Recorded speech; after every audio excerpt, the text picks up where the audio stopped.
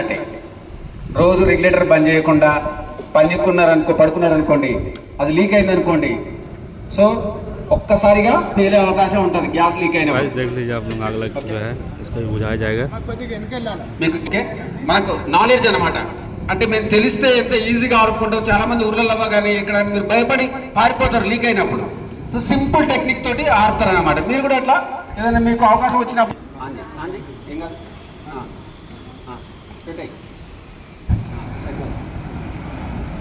చూడండి బట్టతోటి ఎట్లా ఆడతాడు.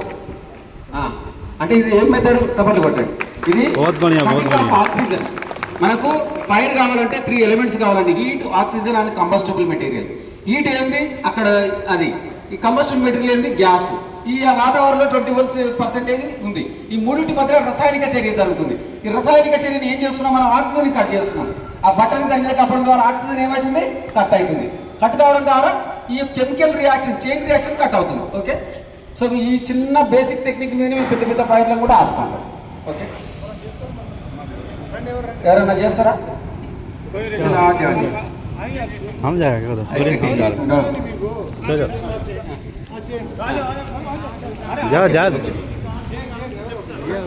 చూపియాలి చేతులు ఎట్లా పట్టుకోవాలి, ఇట్లా పట్టుకోవాలి. ఓకే,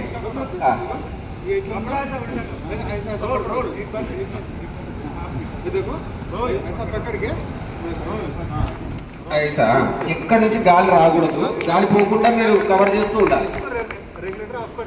అట్లా కప్పుతున్న క్రమంలో ఫైర్ మీ మీద కూడా వస్తుంది. కొంచెం మీరు జరగాల్సి ఉంటుంది. ఫైర్ మీ మీద కూడా ఇట్లా గ్యాప్ ఉన్నప్పుడు గ్యాప్ పై. అచ్చా ఠీక్ ఓకే. సో ఇది రకంగా డ్రైవ్ వేరే ఫైర్.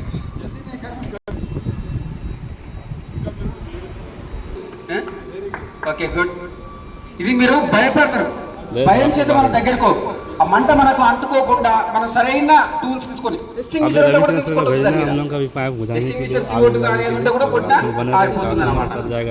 సో మన భయం అంటే ऑक्सीजन मशीन है, आप हम देख सकते हैं इसमें आग बुझता है बहुत जबरदस्त टाइप का। सिक्योरिटी का पास దీనికి పాస్ మెథడ్ ఉంటుందండి. Remove the pin, aim at seat of fire, ముంగల్కి వెళ్ళాలి. Okay, this is the method of executing pass method. Okay good.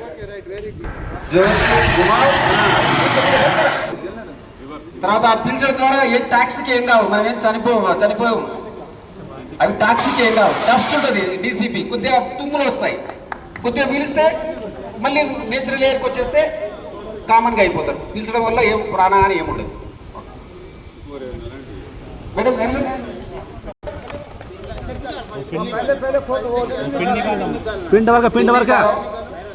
पिंड वर्क हाथ से ये पाइप पकड़ो, काले पाइप, और एक हाथ से एक से पकड़ के मारो. काला पाइप लगा हाथ धोर. हाँ मारो. दबा दबा दबा. हाँ वेरी गुड हो गया. तो गाइस अभी हमारा सर गया है. हम लोग कभी सर गया मार के दिखाएगा. मारे सर मारे. ఎయిర్ ఎక్కడి నుంచి వస్తుంది చూసుకోవాలి. ఎయిర్ ఎక్కడి నుంచి వస్తుందో అటు సైడ్ ఉండాలి. మనం ఫైర్ ఒక్కొక్కసారి మన మీదకి వస్తుంది, దగ్గరికి వెళ్ళాలి. చీరే కానీ एक ही बार में ताली मारो. ఎప్పుడే కానీ హాట్ ఎయిర్ ఎప్పుడు ఉంటుందంటే పైన ఉంటుంది, కింద అంతా ఆక్సిజన్ ఉంటుంది. పైన ఇట్లా నాకేమైతే లేదు పీల్చుకుంటూ రావద్దు.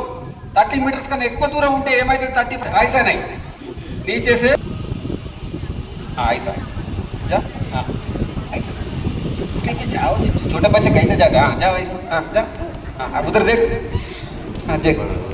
जा वहाँ तक.